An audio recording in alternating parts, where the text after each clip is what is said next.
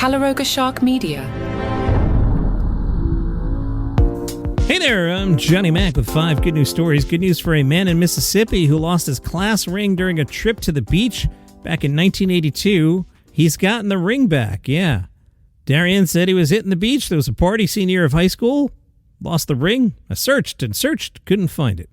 He even returned to the beach with an assistant principal who offered to help search for it with his metal detector. They had no luck. Well, recently, Sammy found the ring while treasure hunting with his metal detector at the beach. Damien told WLOX, whenever I got the message Monday morning, I was ecstatic. I couldn't believe it because it's been 44 years.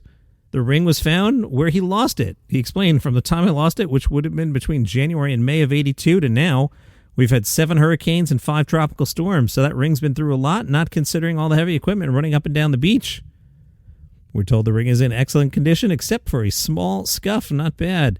In Texas, a man folded 250 paper planes in 1 hour. That's an average of 4 per minute. And proved they could fly to attempt the Guinness World Record. Haven't done a record in a few episodes now. They're back. Richard did manage to fold 250 paper planes in the allotted time, beating the record of 200. Each plane was tested by an official at the end to attempt that they were all airworthy. Richard told the newspaper, "It feels awesome. It's a lot of hard work and practice that went into it, and I'm glad to get the record. I've always wanted to break a world record," and I started thinking, what can I possibly do? Because I'm not the fastest, I'm not the strongest. I started looking at obscure records. I contacted Guinness, and they said, no, the record for paper planes is 200. And I was like, okay, I think I can break that. Good news, we found your snake. Remember your snake escaped like 15 months ago? Well, we found it. It's been living under your neighbor's compost heap. Mark said his pet milk snake escaped from the reptile room, and he was shocked to see photos of the milk snake on social media 15 months later. Emma had posted photos to a local Facebook group showing the snake her husband found living under the compost heap. She posted, "Is anyone missing a pet snake?" I don't know why this is so funny to me, but it is. "We found this one under our compost heap." Mark said, "There was this inkling in my head. I was like, that's exactly the snake that went missing a year ago. When I got there, I was like, yeah, that's my snake. The markings, the deforming on the tail. I knew it was my snake right away. Snake's in good health. Likely had a lot of food since it was in a compost heap."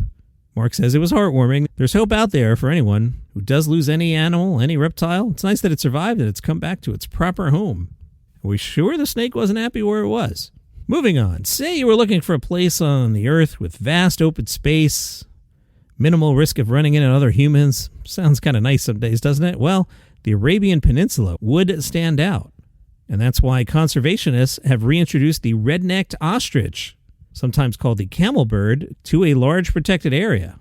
It is the red-necked ostrich returned to the peninsula for the first time in nearly 100 years. 5 ostriches were released into the 6 million-acre Prince Mohammad bin Salman Royal Reserve, a vast desert reserve designed to restore the region's historic megafauna. The red-necked ostrich was chosen because it's the closest living relative of the extinct Arabian ostrich, and it is uniquely suited to surviving extreme desert conditions. The reintroduction marks the 12th species returned to the reserve under a project aiming to restore 23 native animals, including leopards, cheetahs, and the Arabian oryx. Well, some people in Wisconsin have some troublemakers in town. That's right, there's a flock of aggressive turkeys. Lawrence recorded video of the turkeys chasing a postal worker down a road. Now stop laughing, it's not funny. Lawrence described the scene. As he was crossing the street, the turkeys started chasing after him. It's scary. These are big birds. When they fluff their feathers, they're scary. They're huge. He said the birds weren't always aggressive. I love wildlife. At first, the turkeys were cool. They brought life to the neighborhood. As it's developed, they've become a nuisance. They block traffic. They've caused accidents. They went after my mailman. James Conner works for the Wisconsin Department of Natural Resources. He's a wildlife biologist, and he said it's more of a rarity than it's common. We've heard of flocks in urban areas, obviously around the state, but these particular birds in Janesville have been seemingly causing a stir with folks getting in and out of cars, mailmen, and children going to school.